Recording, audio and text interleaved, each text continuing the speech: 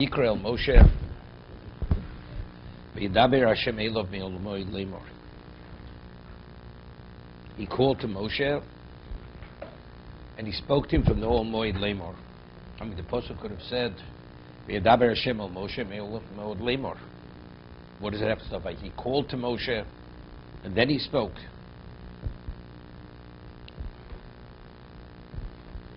Vayikra el Moshe Rashi, Chol dibros, chol amiros, ul chol tzivuyim, kod makriyo, loshen chibo. Although very often it says Vayidaber Hashem Moshe Lemo, but factually from here we learned that before every dibur or any amira, dibur is more official, amira is less official, less formal, there was always he first called him. He alerted him that he was about to speak to him. Loshen chibo. Kodmo kriya loshen chibo loshen shemalchi yoshavos mishtam shemo shnema v'kora zel zeh. So evidently it's a different level of communications. Avon leviu masa'olam nigla aleim b'loshen aroi v'tumo b'loshen tumo shnema v'yikar elokim el bilom. The word keri mikre.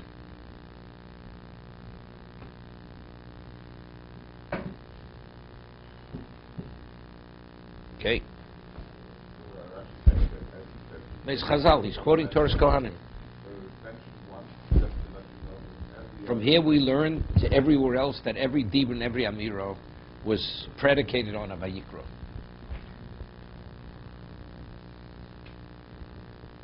Probably the basis, otherwise why over here is a Vayikra?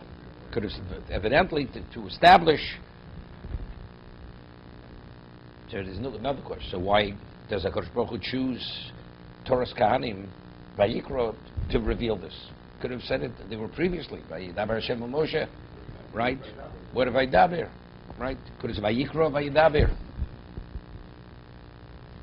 Is this the first time that it's being called from the Mishkan to the Vayikra.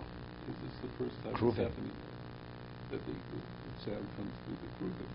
You're already interjecting. You're you know. Well, Let's keep. It says Hashem called him. Vayikra el Moed. Called him from Ol Moed. So this is the inauguration of the No. He's telling the Hilchos Korbanos. Tell him the laws of Korbanos. This is Torah's Kahanim. Okay. Those are the questions. Why here? Could have been previously. There were other communications, whether it's dibur, whether it's amira.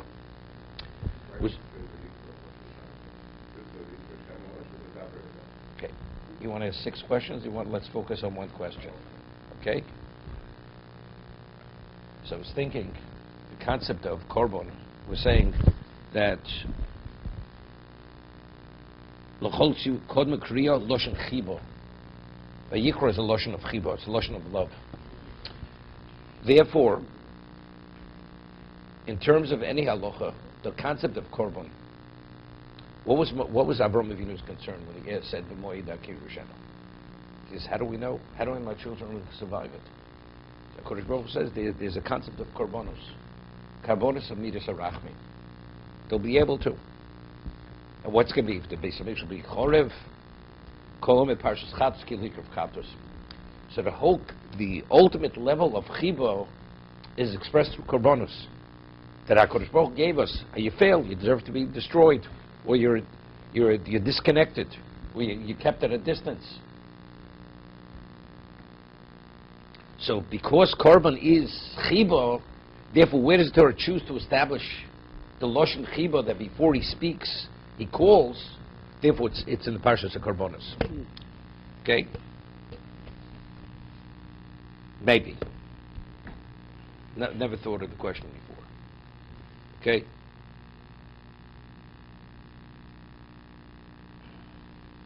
Vayikra el Moshe. Akol holech magil oznov.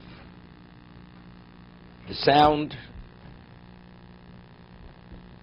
is expressed and magil oznov. Chol Yisrael lo shomim. The rest of the clouds don't hear it. Let's stop for a moment.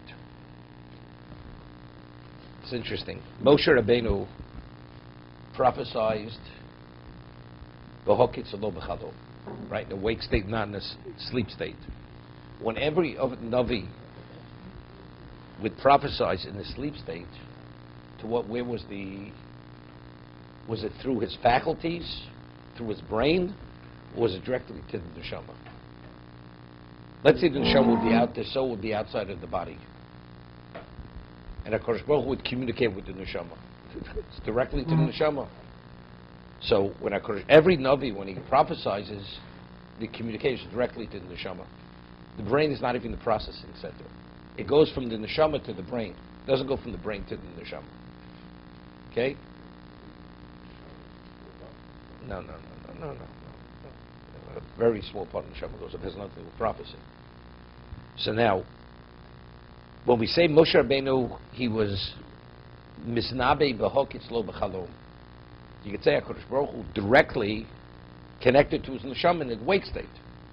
And he was able to tolerate it, even though he's awake. It's not it went through his brain. Rashi says, Holech u'magia lo'oznov, v'chol yisrael lo shomi. If prophecy goes directly to the neshama, how is anybody else supposed to? And no prophet. When HaKadosh Baruch Hu communicates with a prophet when he sleeps, does anybody hear it? He says, of course not. Because it's the neshama.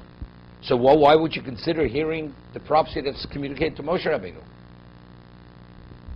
The answer is because it was Magil Oznov. Moshe Rabbeinu was so spiritualized that the faculty, his human faculty, was the equivalent of his neshama. Just like when we hear, between two people, we hear sound. It goes through the ear, and then we process it. But why are we able to process it? Because we're alive. And we're able to comprehend what we hear. That has to do with the neshama. But it goes Oznov neshama. Moshe Rabbeinu was so kodesh, so spiritualized, it was Holech u'magil lo'oznov. So he says, Chol Yisrael lo yishomim. But I'm saying, we beat him in the neshama, then it would go to the brain. How is that even? Nobody's able to hear. It's understood nobody could hear. No, it went through his ears. He heard with his ears. But nevertheless, no one else was able to hear. This is similar to, what would you say, similar to Rabbi? When they went to Har Moriah, there was a cloud on top of the mountain. So Avraham Avinu says to Yishmael and Liz, do you see anything? They see, we don't see anything. He says to Yitzchak, do you see? He says, yeah, he sees the cloud. Right? So you see, two people, there could be a sound. Certain people are privy to that sound, other people are not privy to the sound. Okay?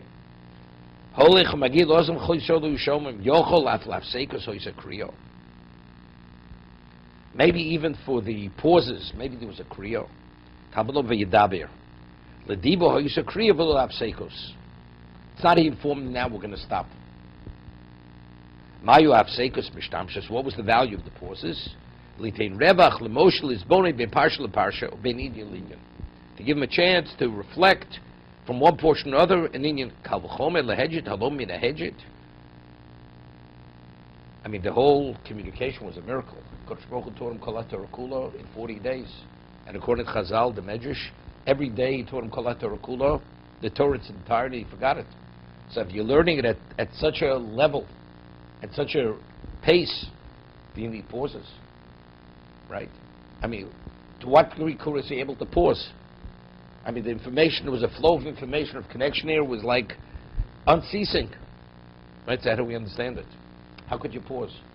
A person's going 50,000 miles an hour, and he pauses, he goes down to 49,900 miles an hour. That's a pause? I mean, how can I have a pause? Right?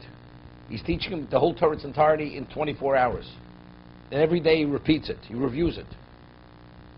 Well, so what's the hefsek? The Malbim cites a Chazal by David HaMelech.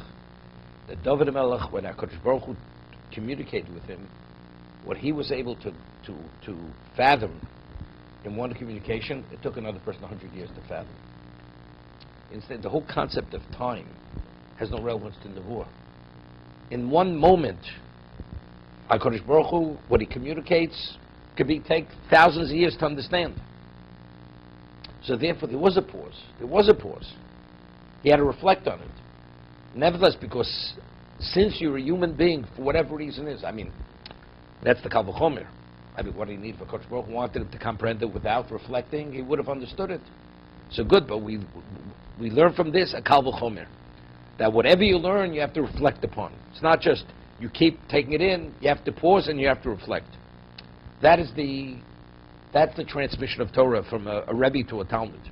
Because you learn all the laws of transmission, how HaKadosh Baruch Hu taught Moshe Rabbeinu Torah. Ma'ani b'chinam, avatem b'chinam, right? HaKadosh Baruch Hu, Moshe didn't pay for what he amassed. And he said, I taught you also gratis. So when you teach, also teach gratis. That's part of the transmission of Torah. It's in the context that Moshe Rabbeinu received it, Dr. Rabbi. But every night, so it has to start all over again. What I'm bringing out, so you see in 24 hours, so where's the time for pauses? That was the question. It's not it took 40 days. If 40 days, okay. But here in 24 hours, it was the Torah. We don't even understand what the Torah in its entirety means. It doesn't mean just the breadth; it's the depth of Torah also.